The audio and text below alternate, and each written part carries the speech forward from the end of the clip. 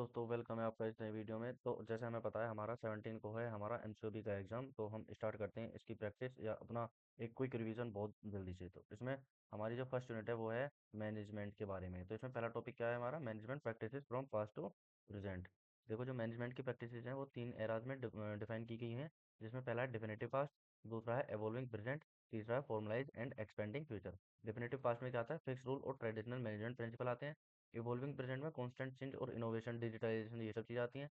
और तीसरा वाले में क्या आता है, structure, tag driven, global interconnected management, AI leadership, ये सब चीज़ें आती हैं। इसमें जो हमारा पहला सेगमेंटेशन है वो है 1910 से 1940 में, जिसमें मैनेजमेंट एक साइंस की तरह उभर कर आया, जिसमें काम को साइंटिफिकली एनालाइज करके उसके एफिशिएंसी बढ़ाने पर फोकस किया गया।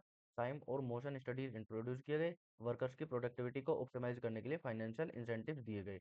एक हायरार्की, स्ट्रिक्ट रूल्स और क्लियर अथॉरिटी स्ट्रक्चर पर फोकस किया गया। नेक्स्ट हमारा 1950 टू 1960 में, जिसमें फंक्शनल ऑर्गेनाइजेशन पर ध्यान दिया गया। इसमें क्या होता था, ह्यूमन रिसोर्सेज पर ज़्यादा ध्यान दिया जाने लगा, प्रोडक्शन और प्रोडक्टिविटी के अंदर।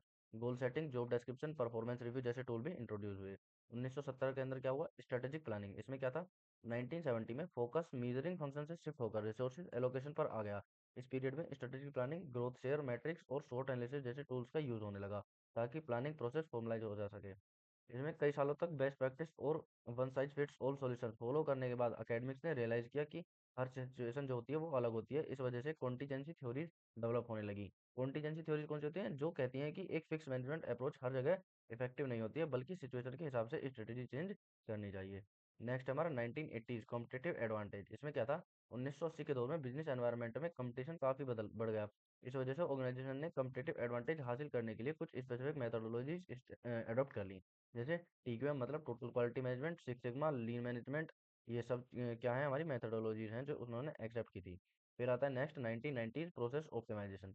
1990s में बिजनेस ने प्रोसेस ऑप्टिमाइजेशन, बेंचमार्किंग और बिजनेस प्रोसेस री इंजीनियरिंग (BPR) जैसे अप्रोचेस को अडॉप्ट किया। 1993 तक लगभग 60% फॉर्च्यून 500 कंपनीज ने इन इनिशिएटिव्स को इम्प्लीमेंट करने या प्लान बनाने का दावा किया। नेक्स्ट है, इसके बाद ऑर्गेनाइजेशन ने ज़्यादा होलिस्टिक ऑर्गेनाइजेशन वाइड अप्रोच अपनाया, जिसमें स्ट्रेटेजी मैप्स और बैलेंस स्कोरकार्ड जैसे टूल्स का यूज करके स्ट्रेटेजी इंप्लीमेंटेशन पर फोकस किया गया। नेक्स्ट नेक्स्ट है हमारा 2000 बिग डाटा। 2000 के दौर के अंदर बिग डाटा का कंसेप्ट उभर कर आया, जिसमें बिजनेस और ऑर्गेनाइजेशन ने बड़े पैमाने पर डाटा इकट्ठा करना और एनालाइज करना शुरू किया। इंटरनेट की तेजी से विकास और डिजिटल टेक्नोलॉजीज के प्रेशर के कारण डाटा का अमाउंट असाधारण रूप से बढ़ गया। इस पीरियड में मैप रिड्यूस जैसे फ्रेमवर्क और अपाची हैडूप जैसे ओपन सोर्सेस टूल का विकास हुआ। नेक्स्ट हमारे मैनेजर लेवल्स। इसके तीन लेवल्स होते हैं, top level management, middle level management and lower level management.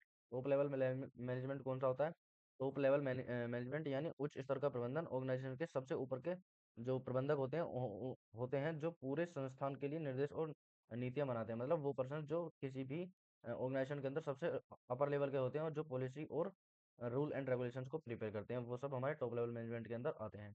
इनके मेन ऑब्जेक्टिव्स क्या क्या है, एंटरप्राइज के लिए ऑब्जेक्टिव डिटरमाइन करना, प्लान और पॉलिसी बनाना, मिडिल लेवल के लिए एक्टिविटी प्रिपेयर करना, सभी रिसोर्सेज इकट्ठा करना, ऑर्गेनाइजेशन के वेलफेयर और सर्वाइवल के लिए जिम्मेदार होते हैं। नेक्स्ट हमारा middle level management. Middle level management यानी मध्यम स्तर के प्रबंधन होते हैं। इनके क्या होता है, ऑर्गेनाइजेशन के बीच में मैनेजमेंट स्टार होता है, जो टॉप लेवल मैनेजमेंट और लोअर मैनेजमेंट के बीच में ब्रिज गैप को कम करता है।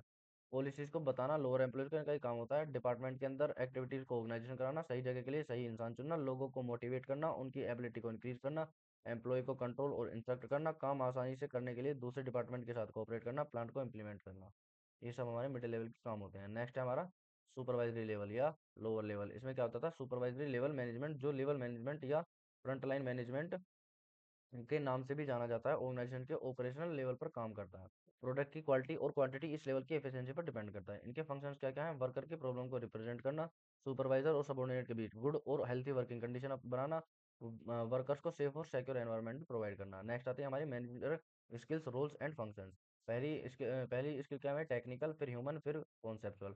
टेक्निकल स्किल्स कौन सी होती हैं, स्पेसिफिक फील्ड या इंडस्ट्री से जुड़ी हुई नॉलेज और एक्सपर्टीज जो मैनेजर को प्रैक्टिकल टास्क और चैलेंजेस को समझने और सोल्व करने में मदद करती हैं। मशीन्स में स्पेशल नॉलेज चाहिए और नीचे वाले लोगों से ज़्यादा अटैच होती है। नेक्स्ट है हमारा ह्यूमन स्किल्स, लोगों के साथ इफेक्टिवली इंटरेक्ट करने की क्षमता, जिसमें कम्युनिकेशन, मोटिवेशन, लीडरशिप और टीम बिल्डिंग शामिल है। नेक्स्ट हमारा कॉन्सेप्चुअल स्किल, जटिल विचारों को समझना और नए तरीके से सोचना। जटिल विचार मतलब हार्ड डिसीजंस को समझना या हार्ड कंडीशंस को समझना। न्यू अपॉर्चुनिटीज को फाइंड करना अपर लेवल के लिए इंपॉर्टेंट है, क्योंकि वो लॉन्ग टर्म प्लान और फ्यूचर के लिए डिसीजन बनाते हैं। कॉन्सेप्चुअल स्किल्स का मतलब है ऐसी एबिलिटी जो आपको कॉम्प्लेक्स सिचुएशन को समझने और इनोवेटिव सॉल्यूशन डेवलप करने में मदद करती है। ये स्किल्स आपको बिगर पिक्चर देखने और स्ट्रेटेजिक प्लानिंग करने में सहायक होती हैं। नेक्स्ट टॉपिक है हमारा मैनेजर रोल्स। इसमें हमारे मैनेजर रोल्स कितने तरीके होते हैं? ये 10 रोल्स होते हैं जो 3 हिस्सों में डिवाइड किए गए हैं। पहला interpersonal, informational, decisional. Interpersonal roles, ये रोल्स मैनेजर्स के लोगों और समूह के साथ संबोधन पर केंद्रित होते हैं। इन्फॉर्मेशन क्या होते हैं? इनमें सूचना प्राप्त करना, उसका विश्लेषण करना मतलब सॉल्यूशन करना और संस्था के अंदर और बाहर प्रसारित करना यानी कि फैलाना, ये सब शामिल है। डिसीजनल, ये रोल्स निर्णय लेने आदि के डिसीजन लेने में और संस्था के रिसोर्सेज का प्रबंधन मतलब रिसोर्सेज को एलोकेट करने या उनको कलेक्ट करने से संबंधित है। नेक्स्ट है इंटरपर्सनल रोल्स के अंदर कौन कौन से थे? Figurehead roles. Figurehead roles मतलब मैनेजर ऑर्गेनाइजेशन को रिप्रेजेंट करता है। नेक्स्ट है लाइजन रोल। लाइजन रोल का मतलब बाहरी व्यक्तियों और संस्थानों के साथ संबंध स्थापित करना मतलब बाहर के लोगों के या दूसरे ऑर्गेनाइजेशन के साथ में अपना कॉन्टैक्ट बनाना, ये लाइजन रोल कहलाता है। लीडर रोल क्या है? अपनी टीम को प्रेरित करना, मार्गदर्शन देना और उनकी कार्यशीलता सुधारना मतलब उनकी एफिशिएंसी इंक्रीज करना, उनको एक अच्छा वे दिखाना और उनकी एक टीम स्पिरिट रखना उन लोगों के अंदर जो एम्प्लॉइज हैं। नेक्स्ट है इन्फॉर्मेशन रोल। इन्फॉर्मेशन रोल में पहला है मॉनिटर रोल। मॉनिटर रोल मतलब संस्था और उसके विकास वातावरण से संबंधित सूचना इकट्ठी करना मतलब संस्था के अंदर और उसके एनवायरनमेंट से रिलेटेड जितनी भी इंफॉर्मेशन है उनको कलेक्ट करना।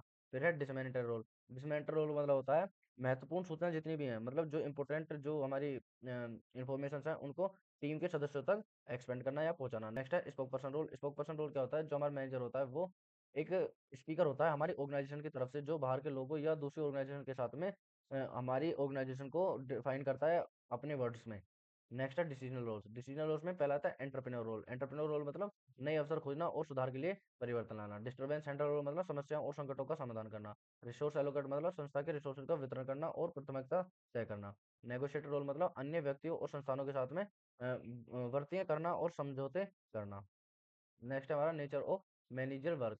मैनेजर का काम प्लानिंग, ऑर्गेनाइजेशन, लीडिंग और कंट्रोलिंग होता है ताकि ऑर्गेनाइजेशन के गोल्स अचीव हो सकें। उसका रोल डायनेमिक होता है और उसे डिसीजन मेकिंग, लीडरशिप और कम्युनिकेशन स्किल की जरूरत होती है। इसके कुछ पार्ट्स जैसे पहला प्लानिंग मतलब फ्यूचर गोल को सेट करना और स्ट्रेटेजी बनाना। ऑर्गेनाइजेशन हो जाएगा leading, controlling, decision making, interpersonal adaptability. एक मैनेजर सिर्फ ऑपरेशन हैंडल नहीं करता है बल्कि एक लीडर की तरह टीम को ग्रो करने में हेल्प भी करता है। नेक्स्ट हमारा मिलिटरीबर्ग की ऑब्जर्वेशन। मैनेजर मिलिटरीबर्ग की ऑब्जर्वेशन क्या थी? उसने बताया था कि मैनेजर किसी एक काम को पूरा करने पर ध्यान नहीं देता है बल्कि एक काम से दूसरे काम पर मूव करता रहता है। जो एवरेज टाइम निकल कर आया किसी भी काम को करने के लिए वो सिर्फ 9 मिनट थे। इसके कुछ जो उसने मिलिटरीबर्ग ने आइडेंटिफाई किए उनके कुछ कैरेक्टरिस्टिक्स वो क्या क्या है? पहला, मैनेजर का वर्कलोड बहुत ज्यादा होता है और उसका काम बिना रुकावट चलते रहता है। एक मैनेजर का काम अलग अलग टाइप का होता है, ज्यादा लंबा नहीं होता और एक टास्क से दूसरे टास्क पे जल्दी जल्दी शिफ्ट करना पड़ता है जिसे फ्रेगमेंटेशन भी बोलते हैं। मैनेजर अपने टाइम उन प्रॉब्लम और डिसीजन पे लगाते हैं जो तुरंत ध्यान देने लायक होती हैं, क्लियरली डिफाइंड होती हैं और जो हर रोज नहीं आती मतलब नॉन रूटीन चैलेंजेस होते हैं वो। और रिटर्न कम्युनिकेशन से ज्यादा मैनेजर फेस टू फेस बात करने या फोन कॉल्स करने पर प्रीफर करता है। नेक्स्ट है एक मैनेजर का काम सिर्फ अपनी टीम तक सीमित नहीं होता बल्कि उसको ऑर्गेनाइजेशन के अंदर और बाहर दोनों तरफ से लोगों को कंटिन्यूस इंटरेक्शन करनी पड़ती है। नेक्स्ट पॉइंट क्या है? एक मैनेजर के ऊपर काफी रेस्ट्रिक्शंस होती हैं लेकिन फिर भी वो अपने काम पर थोड़ा कंट्रोल रख सकता है। नेक्स्ट पॉइंट क्या हमारा कि एक मैनेजर का मेन ऑर्गेनाइजेशन के अलग अलग स्टेक होल्डर्स की एक्सपेक्टेशन को फुलफिल करना होता है जिसमें वो वैल्यूएबल प्रोडक्ट और सर्विसेज प्रोवाइड करता है। मतलब स्टेक होल्डर्स का फुलफिलमेंट का मतलब है कि उनको अच्छे से अच्छा प्रॉफिट कमाकर उनको देना होता है। नेक्स्ट पॉइंट क्या है हमारा? नेक्स्ट पॉइंट है कि एक नॉन प्रॉफिट ऑर्गेनाइजेशन के मैनेजर को ये इंश्योर करना होता है कि डोनर यानी कि दानदाता का ट्रस्ट बना रहे ताकि ऑर्गेनाइजेशन को फंडिंग मिलती रहे। ऑर्गेनाइजेशन फंडिंग मिलती रहेगी तो वो अपने मिशन पूरा कर सकेगी। अब ये फंडिंग क्यों जरूरी है? क्योंकि नॉन प्रॉफिटेबल कोई ऑर्गेनाइजेशन होगी। तो ये हमारे कुछ रोल्स हैं और बाकी इसमें जो हमारे 10 रोल्स दिए थे वो हमारे 3 कैटेगरीज में ऊपर हमने देख लिए हैं। नेक्स्ट हमारी मैनेजमेंट थ्योरीज। मैनेजमेंट थ्योरीज का हम कुछ थोड़ी सी हिस्ट्री देखते हैं। इंडस्ट्रियल रिवोल्यूशन 18वीं सेंचुरी इंग्लैंड के बाद में इंडस्ट्रीज बड़ी होने लग गई जिस वजह से वर्कफोर्स और प्रोडक्शन का मैनेजमेंट मुश्किल हो गया। इस प्रॉब्लम से को सोल्व करने के लिए Henry Fayol, max weber, Robert oven जैसे स्कॉलर्स ने मैनेजमेंट थ्योरीज को डेवलप किया। आज के टाइम में ये थ्योरी सिर्फ मैन्युफैक्चरिंग सेक्टर में नहीं बल्कि सर्विस सेक्टर, गवर्नमेंट ऑर्गेनाइजेशन और कॉर्पोरेट बिजनेस में भी यूज होती हैं।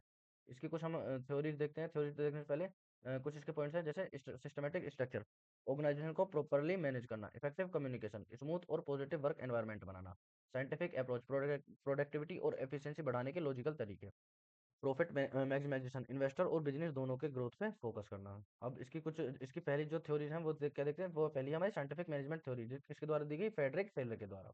इसने 5 प्रिंसिपल्स बताए थे साइंटिफिक मैनेजमेंट थ्योरी बनने के लिए या उसको जानने के लिए। पहला क्या था? काम करने के ट्रेडिशनल तरीके की जगह साइंटिफिक मेथड का यूज करना, एम्प्लॉय को उनकी स्किल और कैपेबिलिटीज के अकॉर्डिंग काम देना, अच्छा एनवायरनमेंट क्रिएट करना ताकि काम अच्छे से हो सके ग्रुप में, मैनेजमेंट और वर्कर्स के बीच रेस्पॉन्सिबिलिटी का प्रॉपर डिस्ट्रीब्यूशन और मैक्सिमम आउटपुट के लिए काम करना। नेक्स्ट हमारा Robert own management theory. Robert own 1771 से 1858 को father of human resource management भी कहा जाता है।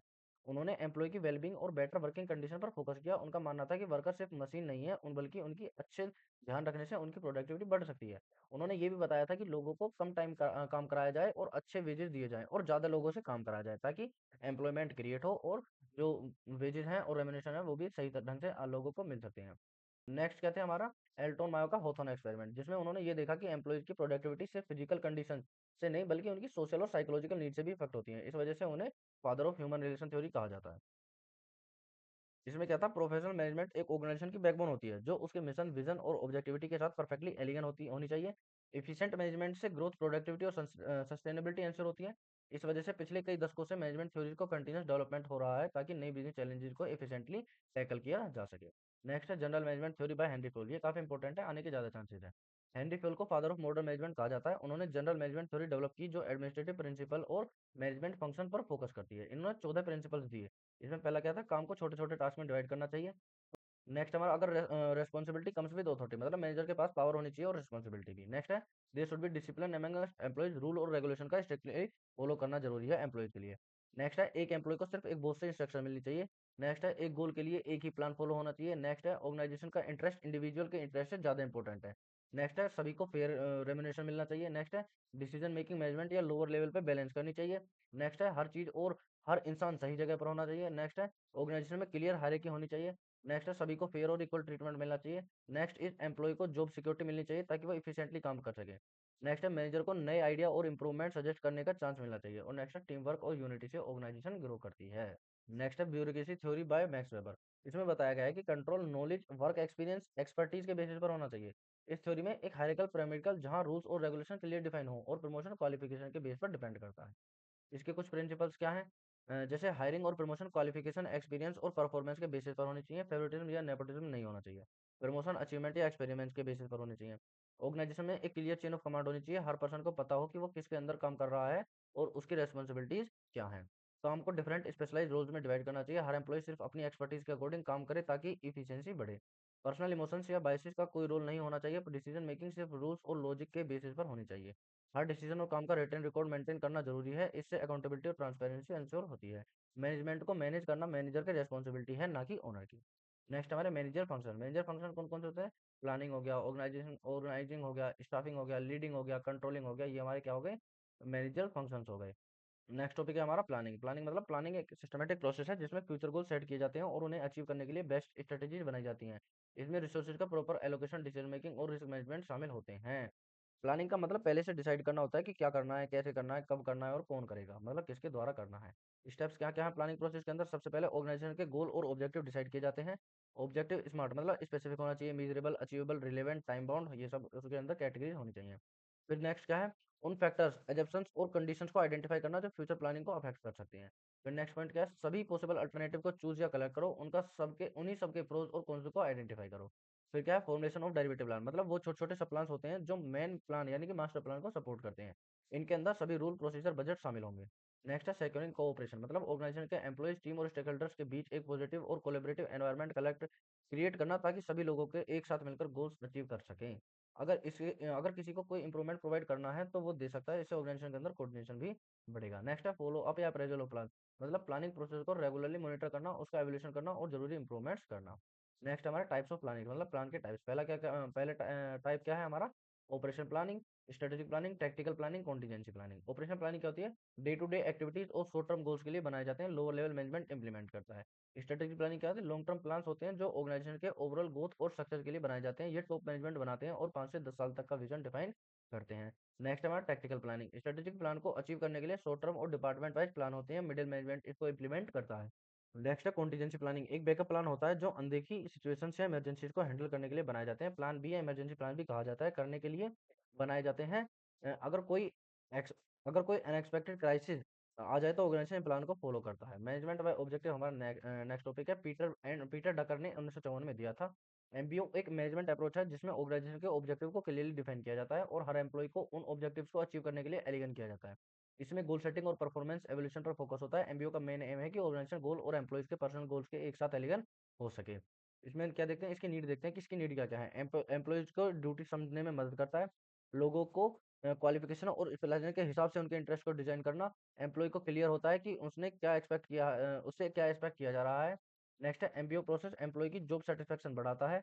एम्प्लॉयी अपने तरीके से ऑर्गेनाइजेशन के गोल अचीव करने में कंट्रीब्यूट करते हैं। एम्प्लॉयी को लगता है कि वो ऑर्गेनाइजेशन के लिए इंपॉर्टेंट है। वर्क प्लेस को एन्जॉय करता है और बर्डन भी नहीं समझता है वर्क को।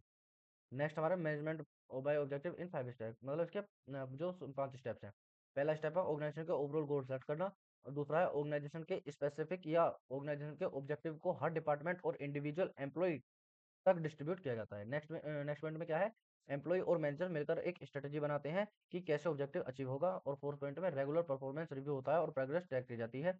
और लास्ट वाले में क्या है, लास्ट स्टेप में परफॉर्मेंस एवेल्यूएट की जाती है और एम्प्लॉयज अच्छे से काम करते हैं उनको रिवॉर्ड दिया जाता है। पुअर परफॉर्मेंस के केस में फीडबैक और इंप्रूवमेंट प्लान दिए जाते हैं। नेक्स्ट इसके एडवांटेज देखते हैं। एम्प्लॉयज को अपना काम अच्छा लगेगा क्योंकि वो उनके इंटरेस्ट के हिसाब से होगा। प्रोडक्टिविटी और लॉयल्टी इंक्रीज होगी। एम्प्लॉय और मैनेजमेंट के बीच कम्युनिकेशन अच्छा होगा। एमबीओ ऐसे ऑब्जेक्टिव्स और टारगेट सेट करेगा जो कंपनी के ग्रोथ और सक्सेस में मदद करते हैं। इसके डिसएडवांटेज क्या है, एमबीओ ज्यादातर न्यूमेरिकल टारगेट और गोल पर फोकस करता है, जिस वजह से कंपनी कल्चर, एम्प्लॉय वेलबींग और एथिक्स इग्नोर हो सकते हैं।